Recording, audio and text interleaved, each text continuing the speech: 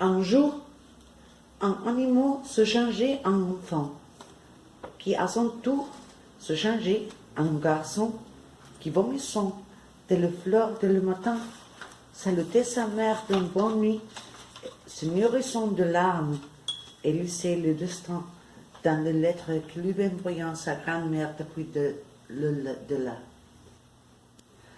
Un animal enfant garçon qui regardait la télévision avec un casque abîme, mais qui, silencieux, écoutait la bruit de montagne quand la ville embrassait du galaxie multicolore.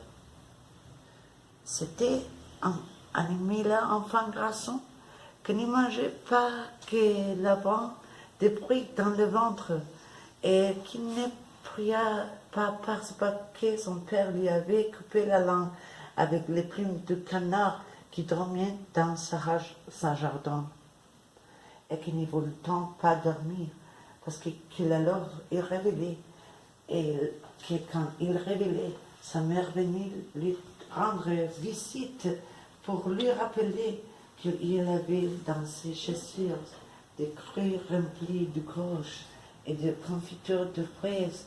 Voilà pourquoi, quand il devait aller à l'école, il s'est trompé et appuyant dans le ciel, où les oiseaux lui demandaient que faisait là, à voler alors qu'ils n'avaient pas de île, où les avions passaient à côté de lui avec leur trans d'atterrissage sorti et où les noirs crescents de la bruine s'asseyent de mélamine.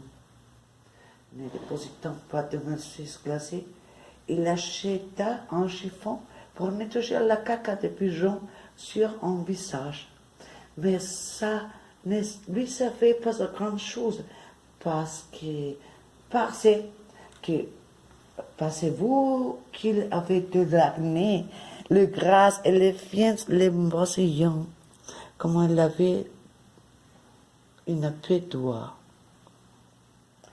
Raison pour laquelle un jour un chasseur lui tira dessus, croyant qu'il accignait d'une vache volante.